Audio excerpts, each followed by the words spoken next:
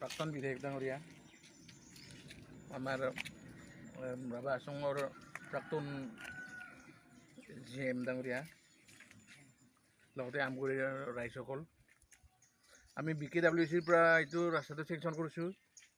BKWCৰ সৰু টকা আহে, তাতে কম টকা আহে। কম টকাৰ মাজতে সেইখিনিতো কিবা কিবি ব্যৱস্থা কৰিছোঁ। এইটো ৰাস্তাটো আপোনালোকে ভালকৈ চাই দিলেই হ'ল আৰু সকলোৱে গৈছে আমগুৰিৰ পৰা আমগুৰি মেইন ৰাস্তাৰ পৰা আকৌ মেইন ৰাস্তাতে লাগিব। এই জালাহাটত কিবা লাগিব। কিমান মান দূৰ আছে ৰাস্তাটো? 450 মিটাৰ। এমাউণ্টটো 9 লাখ টকাৰ এমাউণ্ট। চেন গ্ৰেভেল হ'ব।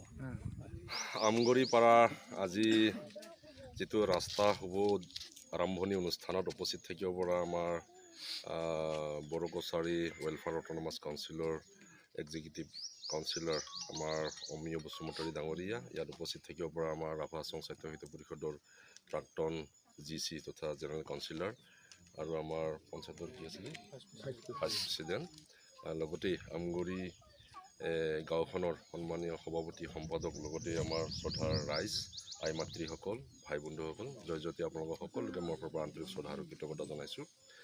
আজি বড়োকছাৰী অট'নমাছ ৱেলফেয়াৰ অট'নমাছ কাউন্সিলৰ পৰা আমাৰ অমিয় বসুমতী দাদাই 9 লাখ টকাৰ ইয়াত চেংচন দিছে আৰু এইটো হ'ল 450 মিটাৰ। এইটো কামটো চেন গ্ৰেভেলত হ'ব বুলি কৈছে। কামটো বোধহয় আমাৰ এজন আহি পাইছে, কাম কৰা মানুহ এজন আহি পাইছে। এই চেন গ্ৰেভেলৰ কামটো এনেকৈ ডাইৰেক্ট আমি চেন গ্ৰেভেলটো পাৰিলে নহ'ব, আমি ছাইড বামটো বনাই নিব লাগিব দেই। ছাইড বাম বনাই পেলাই বক্স চিষ্টেম কৰি পেলাই চেন গ্ৰেভেলটো যদি পাৰি দিয়া যায় তেতিয়া বাৰিষাত মানে সিঁচৰিত হৈ নাযাব। সেইটো মোৰ এটা আহ্বান থাকিল।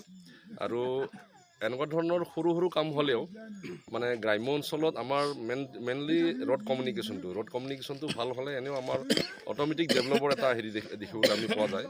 পাৰিলেতো আমি পাকা ৰাস্তাই বনাব লাগিছিলে, কিন্তু সীমিত পুঁজি পাইছে দাদাই, তাৰে 30 লাখ টকা কিমানহে পাইছে বোলে। তাৰে ইয়াতে 9 লাখ টকা দিছে, বিভিন্ন এৰিয়াত কৰিব লগা হয় কামখিনি। যিকি নহওক, যিটো চেংচন দিছে ভাল হৈছে, দাদাক ধন্যবাদ জনাইছোঁ ইচ্ছেগতে। কামখিনি যাতে ভাল হয়, ৰাইজৰ মানুহখিনি থাকি পেলাই কামটো তহঁতে কৰিব উঠাই ভালকৈ কৰিবি, নিজৰ ৰাস্তা বুলি, নিজৰ গাঁৱৰ ৰাস্তা বুলি ভালকৈ কৰিবি।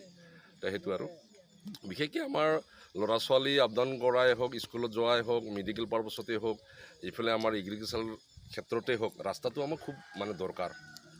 বাৰিষা দিনত আমাৰ খুব অসুবিধা হয়।